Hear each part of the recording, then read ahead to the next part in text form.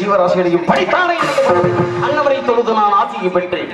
சக்திக்குள் சிவனையும் சிவனுக்குள் சக்தியும் சேர்த்து அர்த்த நாரீஸ்வர கோலங்கண்டு அன்னவரையும் அணுக்கருது பெற்றேன். 10 அவதார கதாநாயகன் என் பாட்டில் வந்த பரந்தாமனை தொழுது. காரணம், அருள் இல்லாருக்கு அவ்வளவும் இல்லை, பொருள் இல்லாருக்கு இவ்வளவு இல்லை. அருளும் பொருளும் இல்லாதவருக்கு எவ்வளவு என்பார்கள். அடிப்படையிலே அனைத்து உலகில் இருக்கும் உயிர்களுக்கெல்லாம் செல்வம் கிடைக்க வேண்டும் என்ற காரணத்தாலே அட்சய திருதியை முன்னிட்டு என் பாட்டியாகப்பட்டவள் அந்த திருமகள் மகாலட்சுமி தொழுதாசியை பெற்றேன்.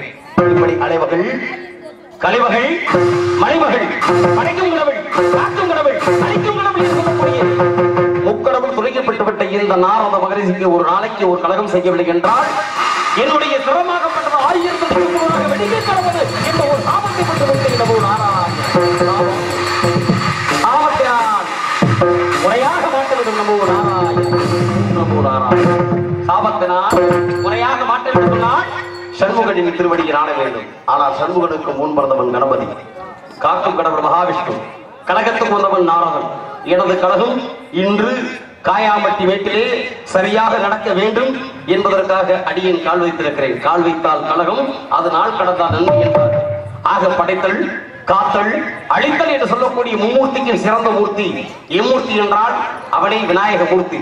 அப்பேற்பட்ட விநாயக மூர்த்தியை அள்ளல்வோம், வழிவிடுவோம், அன்னை வீட்டில் பிறந்த தொல்லைவோம், போகாத்து இருப்போம், நல்ல குணபதிக்கு மாமருனை கோபுரத்தில் வீட்டிற்கும் அந்த கணபதியை கைதொழுதற்கான் என்று எம்பெருமான் கணபதியாகப்பட்ட விநாயகனை நினைக்க வேண்டும். ஏனென்றால் ஓம் என்று சொல்லக்கூடிய பிரதமத்திற்கு பொருள் கொடுத்தவன் ஆறுமுக பெருமான், அவனின் அண்ணனாகப்பட்டவன் அவனை விநாயக பெருமான்.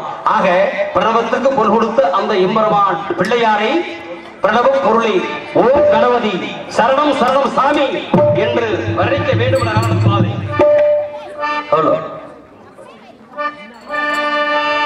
பிரணவ பொருளே ஓம் கணபதி சரணம் சரணம் சாமி சுவாமி பேசும் தெய்வமே பிள்ளை செல்வமே பெருவாழ்வு தரவாணி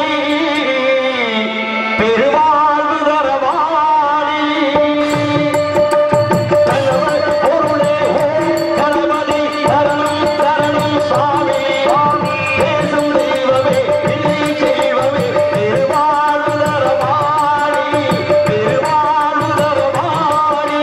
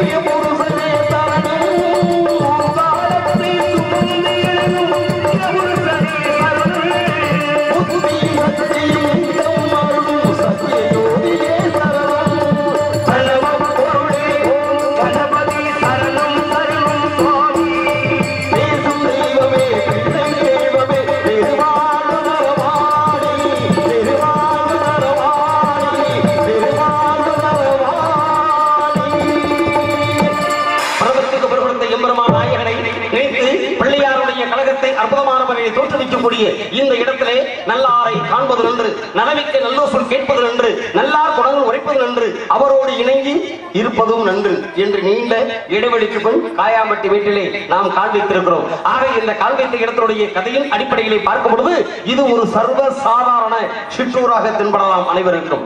ஆனால் சிற்றூர் நிலம் இருப்பது குறிஞ்சி நிலத்திலே, அந்த குறிஞ்சி நிலம் இருப்பது தொண்டை மண்டலத்திலே, தொண்டை மண்டலம் இருப்பது சோழ நாட்டிலே. ஒவ்வொரு நாட்டுக்கும் ஒவ்வொரு தனி பெரும்பான்மை உண்டு. அப்படி பார்க்கும் பொழுது ஒவ்வொரு நாட்டுக்கு பெருமையை சொல்லி பற்றிவிட்டால் தேசங்கள் தோறும் பாசங்கள் வேறு. பலவிதமான நாடு கண்டவன் நாரத மகரிஷி. ஒவ்வொரு இடத்துக்கும் ஒவ்வொரு நாள் கழகம். அந்த கழகத்தின் உலகத்தின் மூலமாக கருத்துக்களை சொல்வது என் கடமை என்ற அடிப்படையிலே பார்க்கும் பொழுது சேர நாடு வேண்டுமுடைத்து, சோழ நாடு சோறுடைத்து, பாண்டிய நாடு ஒத்துழைத்து. ஆக இந்த பாண்டிய நாடு ஒத்துழைத்து என்று சொன்னால் இங்கே இருக்கக்கூடிய தொண்டை நாட்டுக்கு என்ன சிறப்பு என்றால் ஆண்டர்களும் சான்றோர்களும் கூடி இருக்கக்கூடிய தொண்டை நாடு சான்றோர் உடைத்து என்பார்கள். ஆக பலவிதமான பெருமைகள் என்றால் பசி, பட்டினி, பஞ்சம், வறுமை எது நடந்தாலும் சரி, இப்படி காளியம்மன் என்று சொல்லக்கூடிய தெய்வத்தை கலியுகத்திலே காயாபட்டி மக்கள் எல்லாம் எப்படி வணங்குகின்றார்களோ இதை போன்று 1000 ஆண்டுகளுக்கு முன்னால் எம்பெருமான் ஆண்டவனாகப்பட்ட அந்த பிரகதீஸ்வரன் தஞ்சை மண்ணில் வீற்றிருக்கிறார். அன்னவருக்காக அண்ணாபிஷேகப்படுத்தி பெருமை சேர்த்தவன் யார் தெரியுமா? அவன் தான் ராஜராஜ சோழன். அதனால்தான் இந்த நாட்டிற்கு சோழ நாடு சோறுடைய பட்டத்தை கொடுத்திருக்கிறார். அப்பேற்பட்ட பட்டத்துக்கு உகந்த நாயகனை நன்றி மறவாத உணர்வோடு நாரதனும் போற்றி வணங்கக்கூடிய புண்ணியமான பூமியிலே அன்னவர் பெருமை பாடி அகில உலகத்திற்கு கலியுகத்துக்காக கழகத்தை செய்வோம் காரணத்தை தொடர்ந்து என்ற காரணத்தினாலே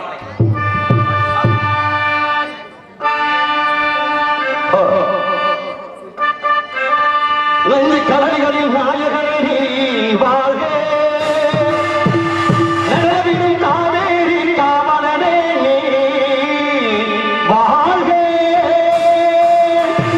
தஞ்சமென வருவோர்க்கு தஞ்சம் வழங்குகின்ற தஞ்சை பெருகுடைய தலைவனே நீ வாழ்க.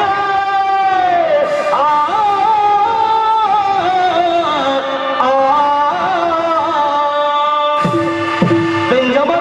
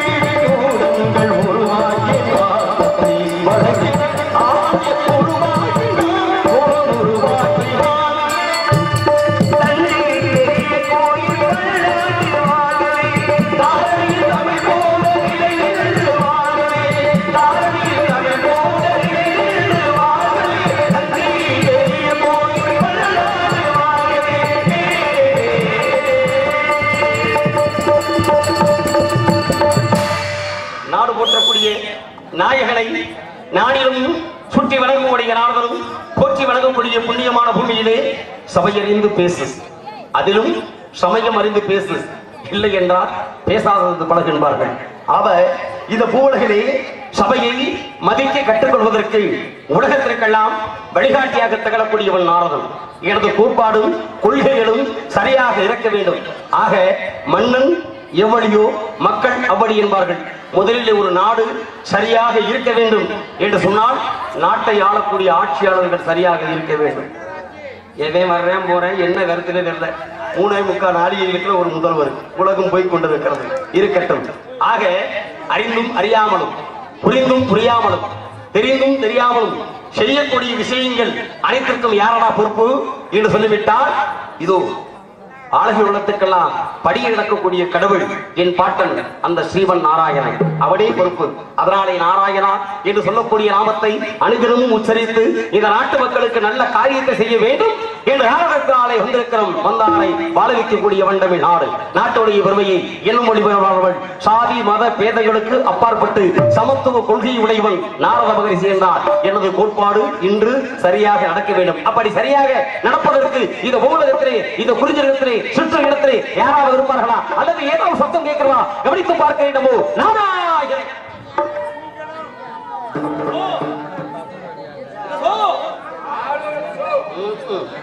ரொம்ப தூரத்துல கேட்குது. என்ன நீங்க தூரம்ன்றீங்க, ஒரு பல்லம்ன்றாரு. இங்கே நாராயணன் பூச்சோதர் கருவூரில் சேர்ந்த கீதப்பிரியின் அவர்களுக்கு விழாக்காரி சர்வதேச மாலை நடத்தி கொண்டிருக்கிறார்கள்.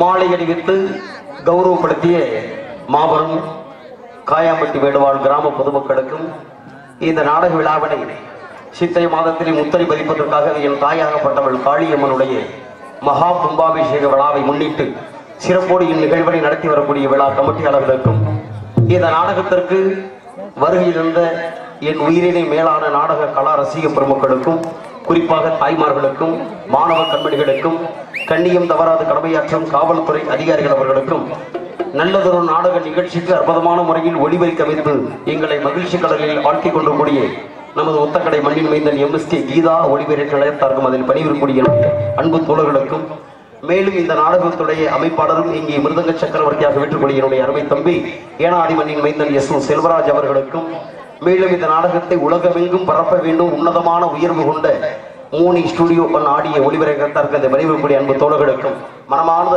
நன்றிதனை மகிழ்ச்சியோடு தெரிவித்து தொடர்கிறேன் எனது கலைப்பணியை.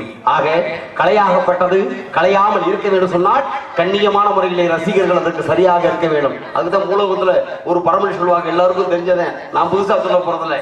ஏன்னா இருக்கிறவன் சரியா இருந்தா தாண்டா சிறைக்கிறவன் சரியா சிறப்பான்னு சொல்லுவாங்க ஒரு பழமொழி. ஆக நீங்க சரியா இருந்தீங்கன்னா இங்க நடக்கிறது எல்லாமே சரியாக நடக்கும். ஆக விழிப்புணர்ச்சி தேவை. தாய்மார்கள் தூங்கி கொண்டிருக்கிறார்கள் ஆங்காங்கே.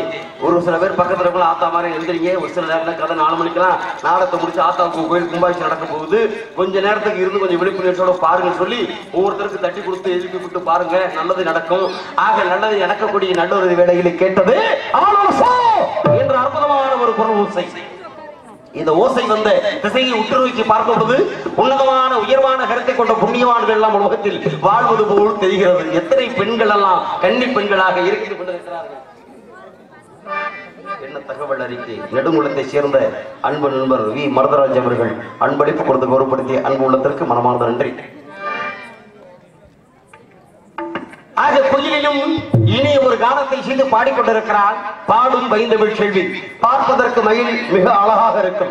அழகாக இருக்கக்கூடிய மயில் தன்னுடைய தோகையை விரித்து அற்புதமான முறையிலே நடனமாடும். ஆனால் ஆடக்கூடிய மயிலுக்கு கண்டிப்பான முறையிலே பாட தெரியாது. போது அதே சமயத்திலே பார்ப்பதற்கு கண்ணங்கரையில் இருக்கும் குயிலுடைய குரல் ஓசை மிக இனிமையாக இருக்கும். ஆனால் எத்தனை பெண்களை அடியேன் பார்த்திருக்கிறேன். இவளெல்லாம் பெண் இல்ல இவளல்லவோ பெண் என்று ஆச்சரியமாக சொல்கின்றேன். அப்படி ஆச்சரியப்படுவதற்கு என்ன காரணம் தெரியுமா? உலகத்தில் நீங்கள் பார்க்காத நடிகர்கள் கிடையாது. ஆனால் நடிகர்களை பற்றி நீங்கள் பார்க்கப்பட்டு சொன்னால் ஒரு நடிகன் என் நிலையில் இருக்கிறான் அப்படி என்றால் என் நிலையிலும் தன்னிலை மாறாதவன் நடிகன். அதுக்கு தான் சொல்லுவாங்க, சரீரம் என்பது கெட்டுவிட்டால் சாரீரம் என்பது விட்டுவிடும் என்பார்கள். சரீரம் என்ன தெரியுமா? உடல். சாரீரம்னா பொருள். ஆள் எப்படி இருக்கான்னு தெரியாது, அதை பத்தி அவசியம் இல்லை. உதியம் பார்த்தா உத்தரத்துக்காக அப்படின்னு சொல்லி ஒரு பழமொழி உண்டு. ஆக உடம்ப வச்சு எல்லாம் பண்ணக்கூடிய காரியங்கள் என்பது வேறு, உள்ளத்தால் செய்யக்கூடிய காரியங்கள் என்பது வேறு.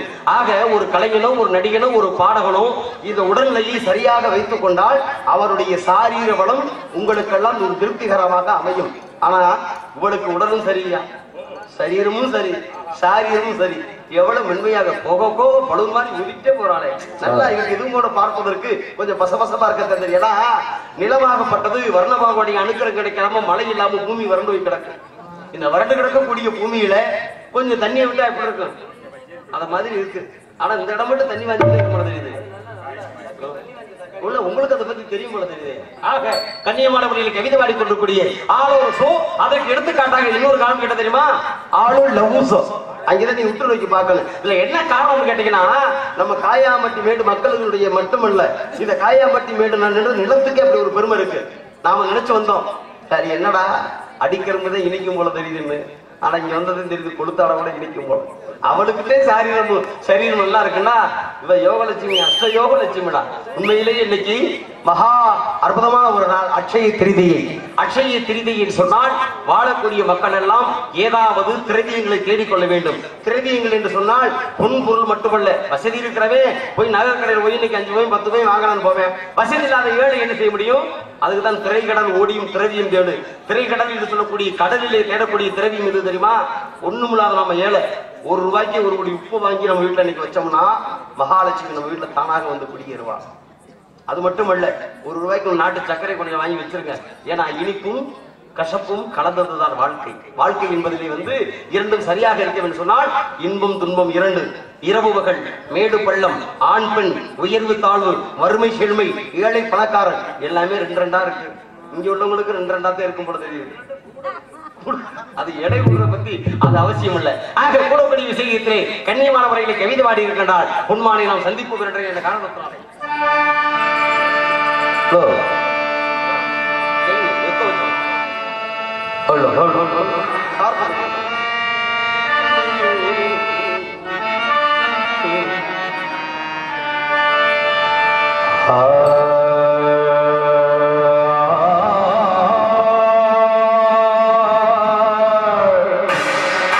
Ah